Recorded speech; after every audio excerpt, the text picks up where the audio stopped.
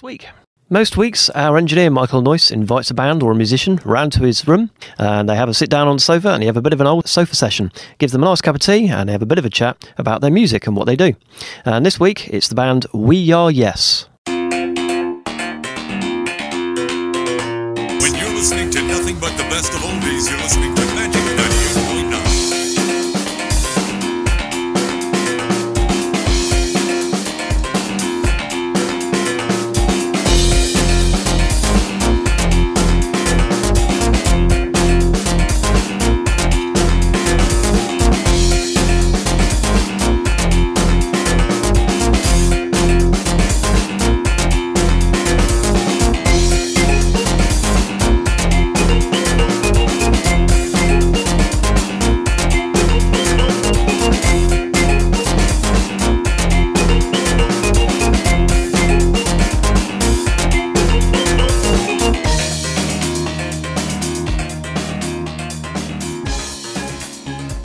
You've just been listening to a bit of Here We Go by Oui Ja Yes.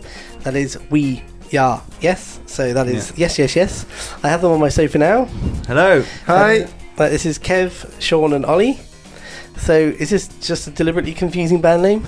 I think a little bit. I think it was good to be a little bit different, a little bit quirky maybe. I mean, some people think we're a Yes tribute band, but sadly we're not actually. We have had that. It draws people in, doesn't it? It makes people think, question it, and then have a second look. Yeah. To make sure what that actually means, which is part of the marketing mechanism, I guess. And then they have a second look and don't like us, so it doesn't work anyway. But yeah. So obviously it's not obvious what sort of style of music you've got from the name. So can you, in keywords, try and give us an idea of what sort of music we've got here? It's high octane. It's dancey.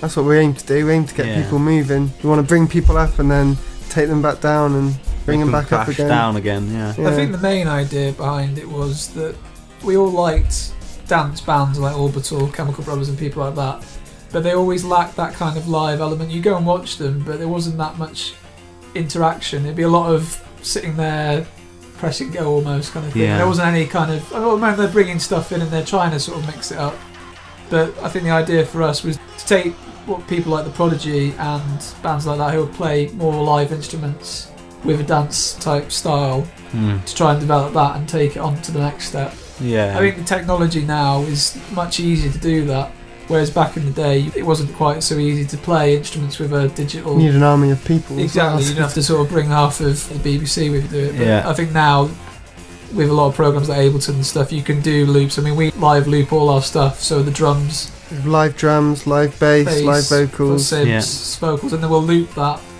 into what we do. Live, so it kind of enables us to have a few more people. So it makes it more organic, so it makes it more spontaneous to a certain extent. I mean, we do have certain things which are looped, but generally it's a lot more live stuff, and I think that's the idea, wasn't it, to make it as live as possible. We were in a guitar band before called The Exiles. Two of the guys in the band left, so we were kind of left holding the baby, as it were, looking at each other going, what to do?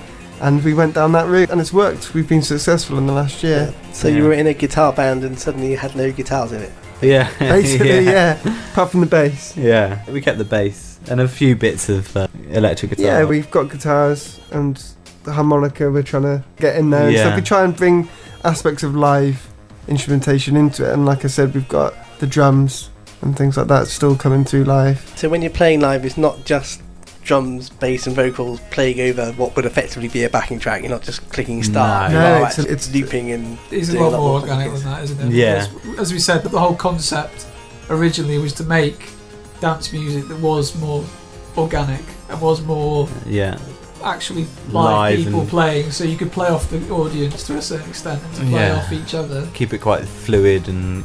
Just taking the idea of all the passion you put into live music of a guitar band. You do get bands that try and do that. We always try to err towards the dance side of it, if that makes sense. Because I think there's a lot of bands that try and do it, like say Primal Scream. I like Primal Scream, but I think we try to be more dancey than that, more like the Prodigy. Sort of a little bit harder maybe. To make it more clubby, to actually make it danceable. So how do you actually go about writing your tracks? It's normally a group effort. We all try to chip in with different ideas and stuff. But Kev will normally come up with a demo. Just because these two are too lazy to do actually anything. But I mean, I'll come up with a riff, and then we have a practice room. We just practice and jam out that riff. Yeah. We'll have a few drinks and just go in and see what comes out. A lot of them are formed from like sketchy dictaphone recordings and things like that of Kev in the middle of the night waking up and realising there's a melody in his head. And try not to disturb the rest of his housemates. The custom comes in different forms, doesn't it? I mean, often, sometimes you'll come up with bits, or Sean will come up with a drum riff, and then we'll work off that. That's so happened. I think with the type of music we work with, electronic music lends itself to have lots of different elements. So you could have like a melodic drum sound almost, whereas you might not get that with other bands. Yeah, you can go anywhere with it as well, can't you? Yeah, well, I'm guessing that because of the fact that it's more dancey, you're not going to be playing in the normal places like the Reckless Engineer or the Thunderbolt. You're playing more clubby atmospheres. Yeah, I think we suit a kind of late night atmosphere, people who want to dance, but not necessarily to a DJ. So we've got the live aspect of having the band there and everything, but we like to try and provide the kind of environment for people to just get on and dance. Give a bit of visual stimulus as well, I think. Yeah, so we've got interesting costumes built with EL wire to try and give that kind of psychedelic feel as well. Yeah, we'd like to do more on the visual side of things and get projections and things like that, and make it a little bit more the whole event, visually stimulating, which obviously a lot of the harder dance acts do, like Chemical Brothers and things like that. What's rather than just making it three blokes with some synths standing around boring. Exactly. But we don't tend to have too many vocals, which obviously then you have to compensate with doing other stuff to stimulate people, to give them that kind of something else to look at or to listen to. But even the kind of the loops that we have set down, we can be quite fluid with the effects that we put on them and changing them up. Places we tend to play now would be in London and Manchester and Bristol, like Thekla and all over really. Mr. Wolf's is always a good one. We've had some we great played at a lot there. of festivals in the summer. We had an absolutely wicked time, didn't we? I mean, we were all from Glastonbury originally, so I mean, that was, for me, that was the highlight to play Glastonbury. Oh yeah, Glastonbury this year was awesome. And the weather was alright for once, so it's always makes it quite good. So. And we had a great venue that I think suited us down to a T as well. Yeah. It was a place called the Rabbit Hole at Glastonbury Festival. And we played it at Glade as well, didn't we? Yeah. It has a psychedelic Wonderland theme. So the head guy called Hamish is just wandering around looking like a rabbit when he's not in the hot tub before the young ladies. Lunatic, but a lovely bloke. Okay, so if you've got some gigs coming up, if you've got a website or Facebook page or anything? Yeah, we've got our Facebook page, and I think actually our website directs you to the Facebook page at the moment. So so look on Facebook. So that's We OUI Ja Yes Yes. That's right. That's the one. So we're gonna play out with a bit more of your track. Here we go. Can you tell us anything more about that track? Originally, I wanted to come up with something that had a bit of a Stevie Wonder funk to it, and it just morphed from there. Basically, it wasn't quite Stevie Wonder-esque, but it's quite funky. It's our style, it's our take, which I think is good. I think the best songs you have are when you take an influence and make it your own, and that's hopefully what we did with that. So it goes to different places as well, which I quite like about it. Although it kind of loops around things quite a lot. There's different places that it goes to. Hopefully, it makes people feel good. Yeah. Exactly. Okay, well, We Ja Yes. Thank you very much. Thank you. Yeah.